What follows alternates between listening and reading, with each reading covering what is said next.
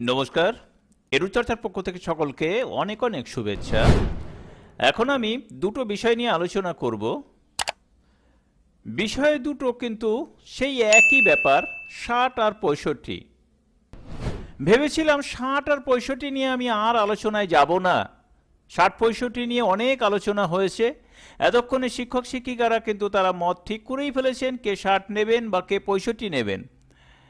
তো তারপরেও কিন্তু আমাকে ৬০-৬৫ নিয়ে আলোচনা করতে হচ্ছে একটু বিশেষ কারণে। তো প্রথম বিষয়টি হচ্ছে যে অনেক শিক্ষক শিক্ষিকাই আমার কাছে জানতে চেয়েছেন আমি কি ৬০ নিয়ে ঠিক করেছি বা আমি কি ৬৫ নিয়ে ঠিক করেছি।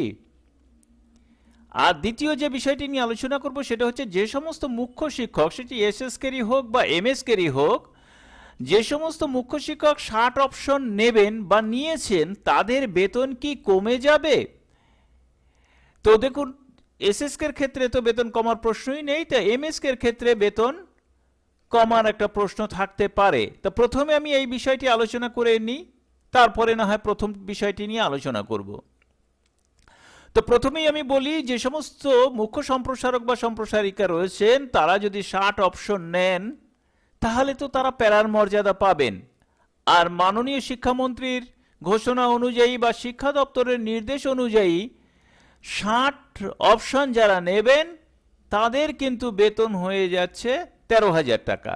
তাহলে প্রশ্ন হচ্ছে যে মুখ্য যে রয়েছেন তিনি ৬০ নিয়ে নিলে তিনি কি তার পদ থেকে সরে যাবেন, নাকি সেখানেই তিনি থাকবেন, নাকি তার ১৪,০০০ টাকার বেতন ১৩,০০০ টাকা হয়ে যাবে। এটি কিন্তু একটি গুরুত্বপূর্ণ প্রশ্ন। এই প্রশ্নের উত্তর কিন্তু এখনো পর্যন্ত পাওয়া যায়নি। তার একটি কারণ, এটি নিয়ে কিন্তু আমি এর আগে দুবার ভিডিও করেছি, যে সেখানে কিন্তু আমি অবশ্যই এসএসকে এমএসকে সংগঠনের যে নেতৃত্ব রয়েছে, যারা প্রতি মুহূর্তে এসএসকে এমএসকের শিক্ষকদের ভালোর জন্য কাজ করে চলেছেন, সেই সমস্ত নেতৃত্বের কাছে কিন্তু আমারও আবেদন ছিল যে আপনারা অবশ্যই ঊর্ধ্বতন কর্তৃপক্ষের সঙ্গে এই বিষয়টি নিয়ে কিন্তু যত তাড়াতাড়ি সম্ভব একটু বসবেন।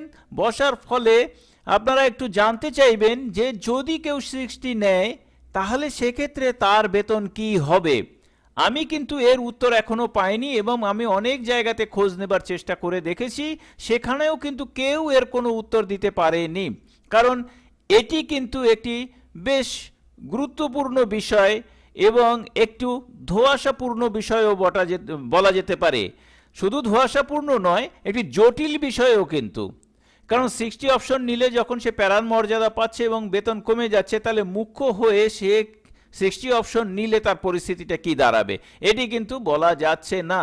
আপনারা যারা মুখ্য রয়েছেন এবং তারা যদি ৬০ অপশন নিয়ে থাকেন কেউ, তাহলে আমি বলবো যে আপনারা নিজেরা এই ব্যাপারে সিদ্ধান্ত অবশ্যই নেবেন। তবুও আমার কাছে যখন প্রশ্নটা এসছে, আমি বলতে পারি যে এর উত্তর কিন্তু আমার কাছে এখনো নেই। তবে ভবিষ্যতে কি হবে সেটা কিন্তু আমিও বলতে পারছি না। তাই এই বিষয়ে যারা কোনো সিদ্ধান্ত নেবেন তারা কিন্তু একটু বুঝে শুনে সিদ্ধান্ত নেবেন।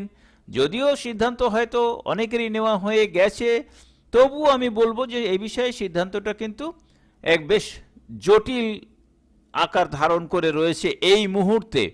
কারণ এই মুহূর্তে এর উত্তর কিন্তু কেউ হয়তো দিতে পারবে না।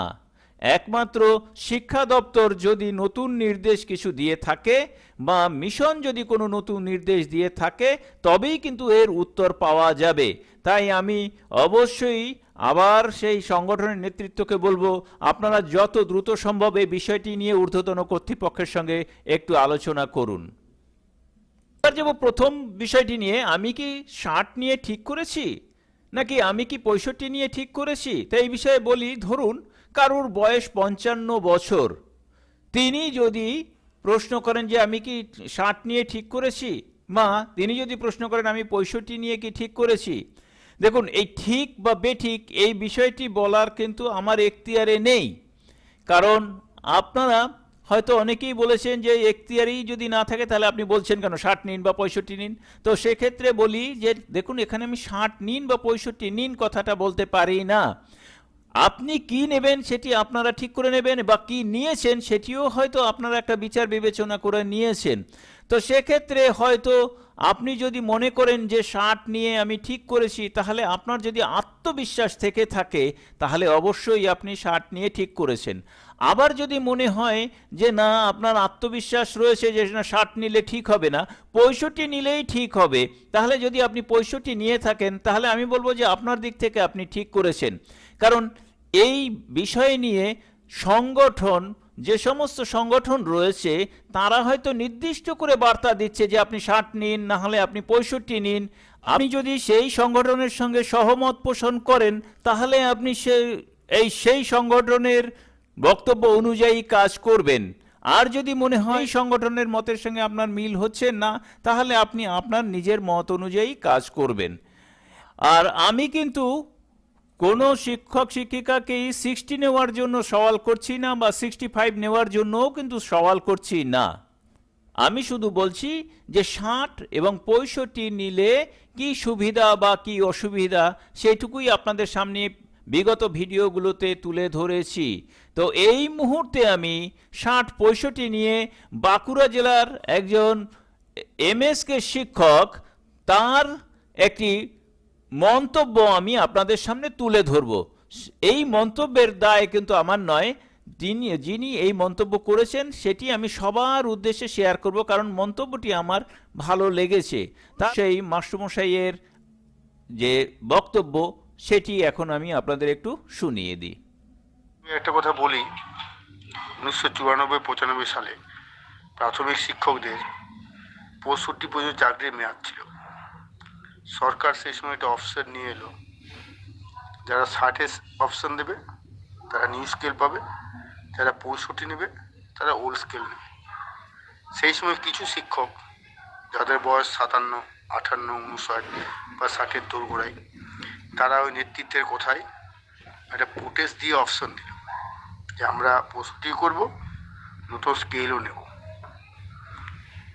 এর ফলে ওইসব শিক্ষকরা বেশ সমস্যায় পড়েছিলেন।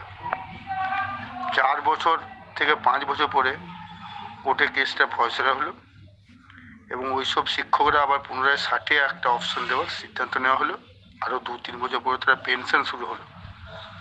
ওইসব শিক্ষকরা প্রায় 7-8 বছর চাকরি করা সত্ত্বেও বিনা বেতনে, বিনা পেনশনে দিন যাপন করেছিলেন। আমার মনে হয় নেতৃত্বরা এটা ভাববেন। তাহলে সকলকে ধন্যবাদ জানিয়ে শেষ করছি। ভালো থাকবেন, সুস্থ থাকবেন।